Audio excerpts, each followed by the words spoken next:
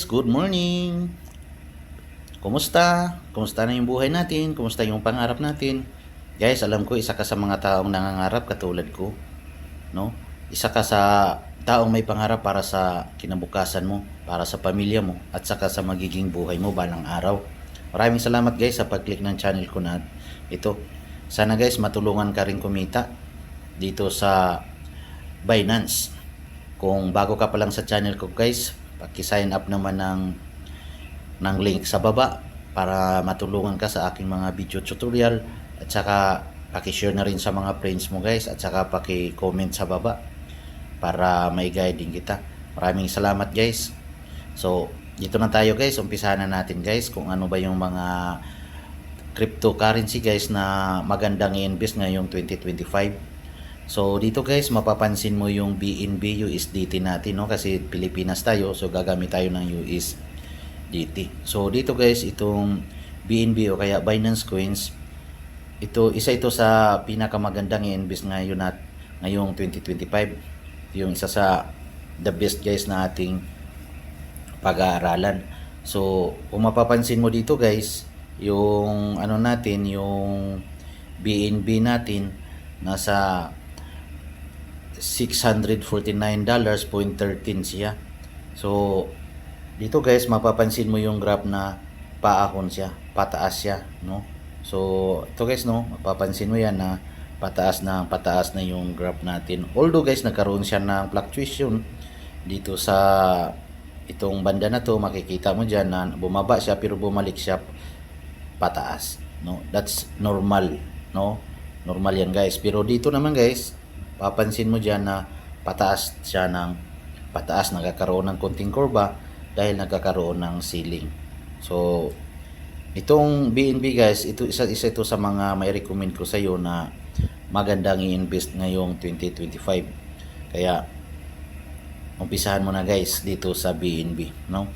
So next coins guys, ang target naman natin guys, itong Ethereum, no? Itong ETH USDT. Papansin mo dito guys na yung graph niya from 2,569.31 paakyat siya dito guys sa 2,637.24, din bumaba ulit siya dito sa 2,625.27, no? Ayan guys, no? So bumaba siya dito guys sa 2,625.27. So that's normal guys, no? So kung mapapansin mo rin dito sa baba guys ay nung February 12 noon 2025, yan yung coins natin guys, no? Yung yung ETH natin, yung Ethereum. So yan guys ay unti-unti na siyang papataas.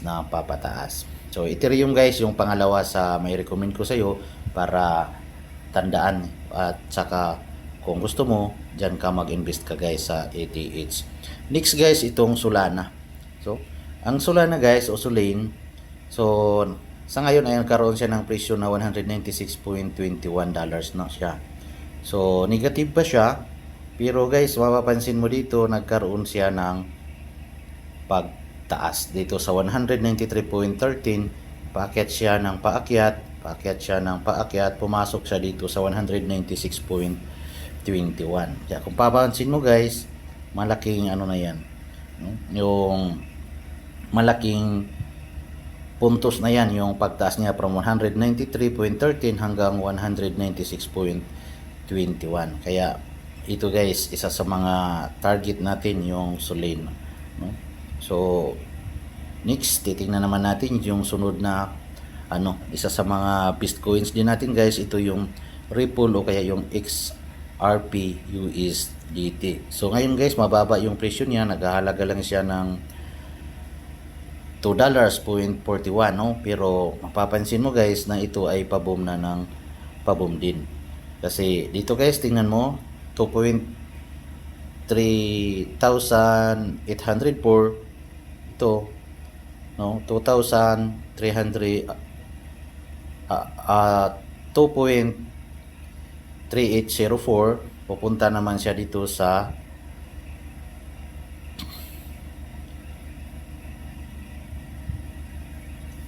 2.4110. So malaking bagay din yan guys yung pagtaas niya, no? So paakyat na ng paakyat na siya guys, no? So in the next month talagang may pagbabago na itong XRP natin, no? So ayan guys yung XRP natin. So yan, isa yan sa mga recommend ko sa iyo guys na dyan ka rin mag-invest. Next guys, itong Dogecoin, kaya yung Doge USDT. So ganun din guys, napaka ano din ng ano niya. Ito ay naghahalaga ng 0.25424, no?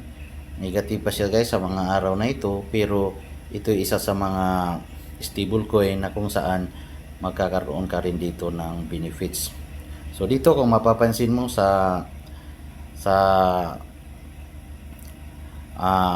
February 12, 2025 sa 11:30, so bumaba siya dito ng 0.249583. So 0.24 guys, tapos tumaas ulit siya dito papuntang 25.5550. So bumaba ulit siya dito sa 25.424. Pero guys, sa sinabi ko na, itong Dogecoin na to guys, o Dogecoin na yan ay isa yan sa mga stable coin na may recommend ko sa iyo guys. Kaya pwede ka dyan mag-hold o kaya mag-invest.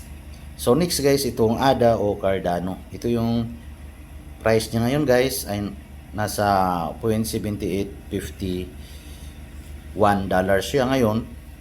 So mapapansin mo dito guys, nung February 12, 2025, so 0.7538 siya guys.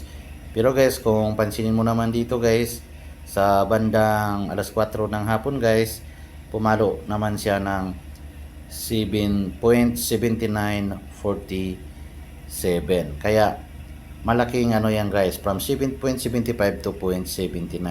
Then bumaba ulit siya dito sa 78.51. So yan guys, napakalaking ano niyan, napakalaking ano na interest mo dyan, yung percentage ng pagtaas mo. Kung nabantayan mo yan guys, kung halimbawa nabili mo siya dito sa 0.75 tapos naibenta mo siya sa 0.79, ay malaki na rin yung kikitain mo dyan guys, no? Kailangan guys marunong ka mag sell limit.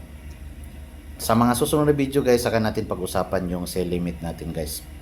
So dito guys, pinapakita ko lang muna kung ano yung kagandahan ng mga top stable coin na nabanggit ko dito. So dito guys sa Polkadot or DOT, papansin mo mayroon siyang $4.89, no? So negative pa siya guys, pero gainers na din siya ito ngayon. So dito papansin mo nung February 12, alas 12 ng tanghali, 4.778 yung ano niya, tas paakyat siya ng paakyat dito sa 4.903, tas bumaba ulit siya dito sa 4.897. Pero guys, mapapansin mo guys na palaki o kaya pataas na rin yung ano na to. Kung dito nga guys sa baba, mapansin mo ay napakalaki ng kaniyang itinaas sa bandang alas 4 ng hapon, no? So next ko naman na may recommend sa iyo guys ay ang itong USDC. Itong USDC guys, USDT ay halos magkapareho lang to at nagmi-maintain lang sa kanyang presyo na $1. So depende yan siya guys sa fluctuation o kaya depende yan sa presyo ng dollar coin natin. Kaya itong ano to guys, ito USDC at saka USDT, ito yung mga pinaka-stable coin natin na halos wala namang pagbabago ang presyo, nagkakadiferensya lang ng konti, pero nandyan siya guys kasi ito yung ano natin, isa sa mga binabantayan natin. Pero guys, ang pinaka-mother coin natin dito, itong BTC USDT, dahil nandito tayo sa Pilipinas. So kung pansinin mo guys, dito ay from 98,478.2, no? So nandito siya guys, pababa siya ng pababa ngayon, no? So kapag bumaba itong mother coin na to guys, ay nagkakaroon ng pagbaba din sa ibang mga meme coins. Kaya guys, dapat mong maintindihan na ang BTC o kaya yung Bitcoin natin, ito yung pinaka iingat-ingatan natin. Kaya dapat guys, dito rin tayo mag-invest. Kasi nung nakaraang taon guys, ito ay umabot sa 109,000. Halos kulang-kulang 5 to 6 million pesos. So maraming salamat guys sa pag-click ng channel ko na to. Sana mag-sign up ka sa link sa baba para matulungan kita sa mga iba pang video tutorial na may advice ko sa inyo para sa ating crypto business. So maraming salamat guys. God bless po.